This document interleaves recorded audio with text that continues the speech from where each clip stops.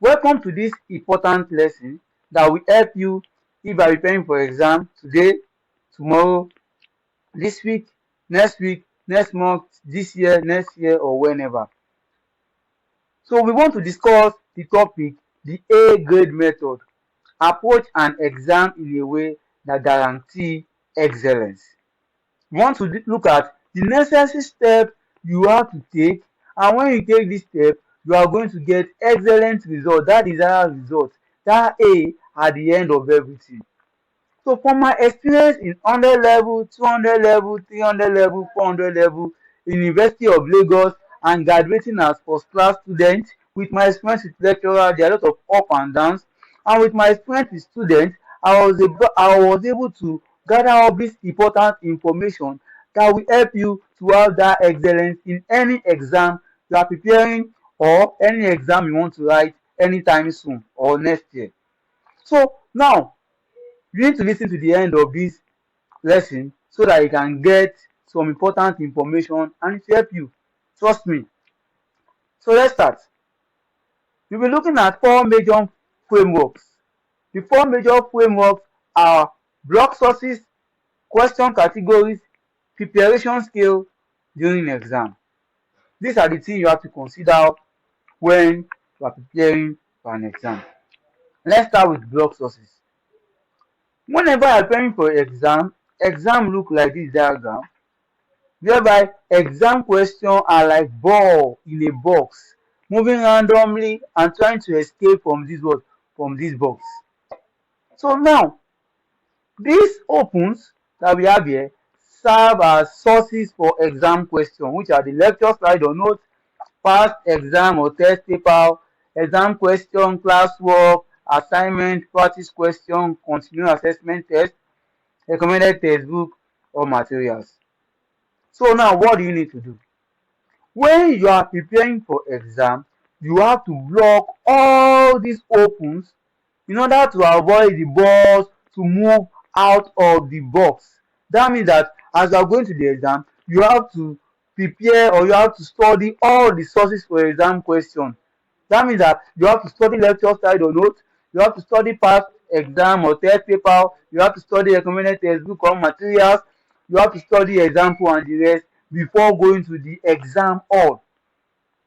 And when you do that, that means that the ball cannot escape from any angle. And when you get to exam hall, if you like the lecturer to have question from past question or from examples or from lecture slide, you are fully prepared that okay, yes, I'm ready for you. Anywhere bring the question, is it from Pluto, is it from Mercury, anywhere bring the question, I'm ready. That is how you are what you are what that is exactly what you have to do when you are preparing for exam. You have to block all these sources, you have to study all these things.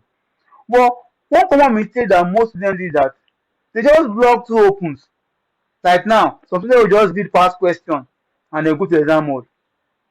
And when you just block this part, what happens? The ball can still escape from this, can still escape from this, can still escape from this. And what happens? Your exam will not go well. Your A is not started. Some students will just block like two opens. Maybe they just read lecture slide and read past question. They just block that two opens. And blocking that two opens, the exam question, which is the boss, can still escape from this word, from this opens. So for you to have that excellence, for you to gain that excellence, you have to block all the opens. That means that you have to study all these sources for exam. Because when you get to exam, you are fully prepared. No matter where the lecturer is bringing the question or the teacher is bringing the question, you are going to tackle it and you are going to have that. So for you to have that excellent result, for that excellent result to be certain, you have to study all this. You have to block all the opens. Don't do the mistake of just blocking two. Don't do the mistake of blocking three. If the balls escape from the other balls, what do you from the other opens? What do you do? Then you are in danger. So that is it. You have to block all the opens. Now let's look at this argument statement which say that past questions are more important than lecture slide. True or false? I want to think for 1 minute. What is your answer? Is it true or false? Let me know your answer. You have your answer already now, Abi. You have an answer. Okay. Now you know the correct answer. You know if you are right or wrong in the next framework. Now the next we want to look at is what is exam questions. Exam questions are into two categories. We have the old questions and we have the new questions. Old question is your past question, the past exam question, and past test are the old questions. And one thing is that students make one mistake, or some students make one mistake by just reading only past questions, by just preparing for only old questions. And what happens is that lecturer can change format anytime. Don't forget that you want to be certain about that excellent result. And lecturer can change format anytime. So what do you need to do? You need to prepare for what? Both old question and what? And new question. Because lecturer can change format anytime. Let's assume that you prepare for only past question, you prepare for old question, and the lecturer has new question. What do? The exam will not go well. Okay, I remember when I was in Unilag, we have a course that I did in year 4. It's called CHM 434. For the past 10 years, lecturer have been asking past question, past question, past question, past question. But the set after me, what happened? The lecturer just changed the format. Now, in that exam order day, people that prepare for only past question, what happened to them? The exam will not go well. That is just the fact.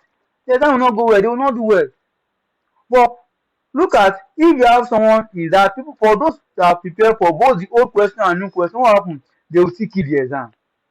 So when you are preparing for exam, when you are going for exam, when you are going to the exam hall, you have to prepare for both old question and new question. Even though lecturers have been asking old question, lecturer can change format anytime. So prepare for old question and new question. So when they see old question, when you see new question, you are ready to attack it. Old question means reading what? Studying the past question.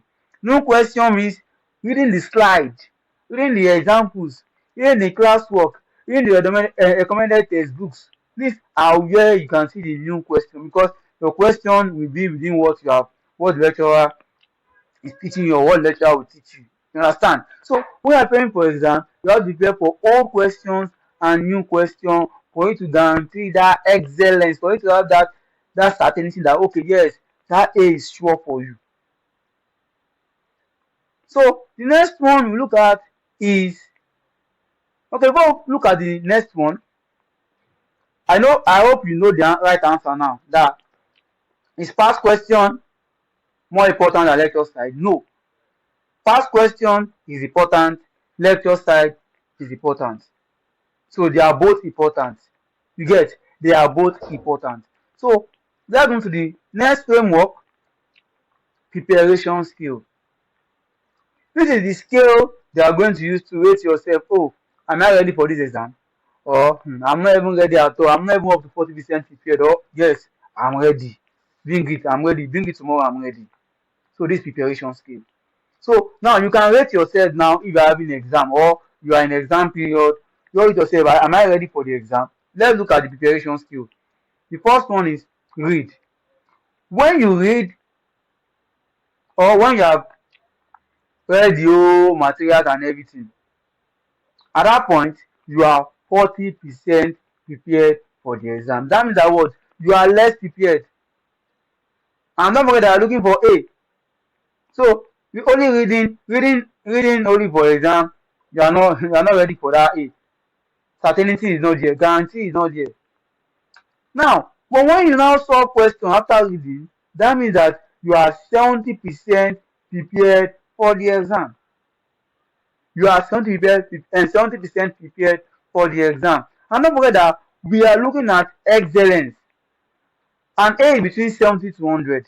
So if you only read and solve question, that means that you can have B, you can have 60, you can have 40, you can have 70.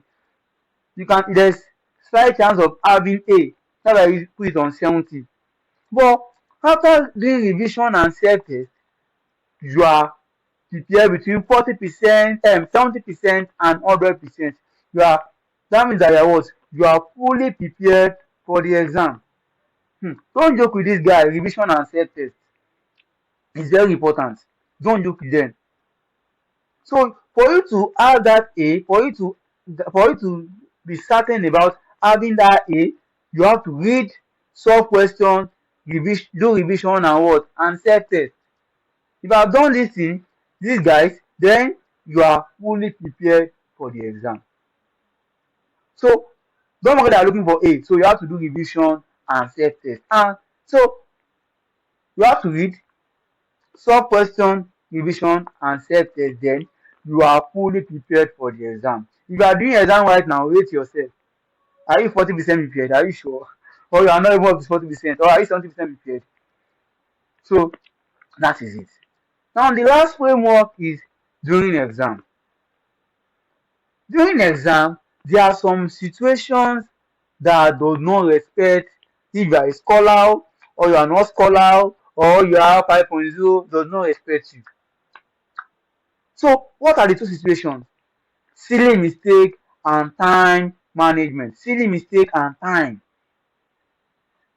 When you are going to the exam hall, when you are in the exam hall, you have to be conscious of silly mistake and you have to manage your time effectively. You have to be what?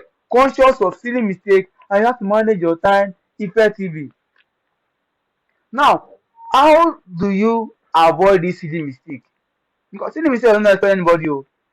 How do you avoid silly mistake? There are two things you can do. Number one, after answering your question in exam, cross-check your answer. Hope I have not done any mistake. Hope I have not do sign mistake or I have not misinterpret the question. So cross-check your answer. Cross-checking is one way of avoiding silly mistake. Like now, if you want to catch me now, I don't let me get in school or in any exam. Just don't give me chance to cross-check. So you have to cross-check. You have to cross-check. That is one way of avoiding silly mistake. The second way you can avoid silly mistake is what? Is self-test. Self-test. That's why I mentioned self-test in the last part. I'm writing one thing. I wrote about one topic there. The power of revision and self-test. John joke with that guy. That two guys are very important. They are powerful tools for you to have a. They are powerful tools. Revision and self-test. They are powerful tools. So now, self-test. How can self-test help you to avoid that silly mistake? Now, before when you're preparing for exam, before the exam day, you test yourself. And when you test yourself, you will have seen some silly mistake you can make when you are solving some particular question or some particular concept. So before the exam, you're already aware of the mistake you can make, you can actually do in that exam. So that will give you hints. So you're going to the exam hall, you know that okay, when I'm solving, I make sure that I'm not doing this mistake. I'm not doing this mistake. That is one way self-test can help you to what? To avoid that silly mistake.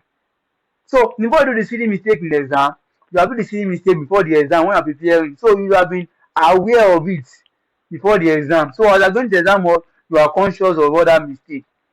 So be conscious of silly mistake. And you can avoid that by cross-checking and by what? And by doing what? Self-test. And the second is what? Manage your time effectively. As you are solving questions, work with time. Work with time. I always mention two things: high accuracy, high speed. High accuracy, high speed. When I'm preparing for exam, high accuracy, high speed. Make sure we work with time. One thing you can do is that maybe when you are prepared for the exam, probably a day before exam, you can just give yourself some set of questions or look at past questions and give yourself time that okay, let me solve this question within this hour, within 1 hour, within 2 hours, and you write fast, solve fast. That is your practicing speed. So during the exam, these two things does not respect anybody. So you might have read for 3 months, 4 months, or from the beginning of the semester, and this silly mistake can spoil everything for you. This time thing can spoil everything for you. So as you are going to the exam hall, in order to avoid waste effort, be conscious of silly mistake and what? And manage your time effectively. So don't forget, block all the opens. That means that study all the sources of the exam question. Prepare for old and new question. Make sure that what? You are fully prepared for the exam by what? By reading, solving questions, revising, and giving yourself tests, testing yourself. And when you get to the exam hall, Be conscious of silly mistakes and manage your time effectively. I have for you is what? Don't aim for 70, aim for 100. I repeat, don't aim for 70, aim for 100. Now let me give you. Most people say, yeah, I don't want 100 is too much. Oh. No, 70 is enough. Sometimes is enough. Let me explain to you. Listen, open your ears. There are some factors that you can't control and that can deduct or can affect your result, your score. And when this factor comes in, let's say that you are aiming for 70 and the factor that I can't control is 50, is deducting 15 mark from the whole score. If you prepare for 70, 70 minus 15, that is what? 55. That means that you have C. But if I aim for 100, if the deduction is 15 mark, what will happen? I'm going to get 85. I'm still on A. Because aim for 100, because there are still some situations sometimes it's not every time but sometimes there are situations that you can't control, and when it's coming, that's why you need to aim for 100. So no matter how they are deducting, no matter how it's catching everybody's result, you will still fall towards A, or worst come towards B. But if you aim for 70 and you have that 15 minus or anything, it will reduce your grade.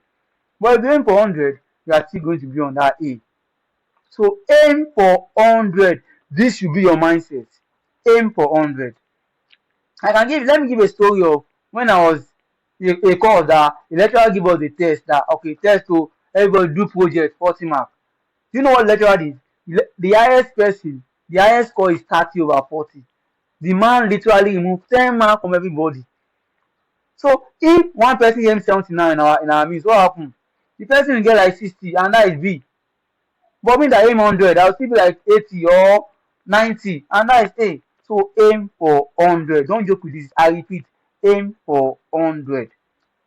So for more academic tips, follow Student Success Hub WhatsApp channel, Gabriel Cargos YouTube channel, my Instagram, TikTok, on X and LinkedIn, Gabriel Oguntodu. You can get more information, even more academic tips. So don't just listen and read, act on lesson learned. Thank you for your time. Don't forget to subscribe, like this video, and we see. I hope and I wish you best luck in your exam.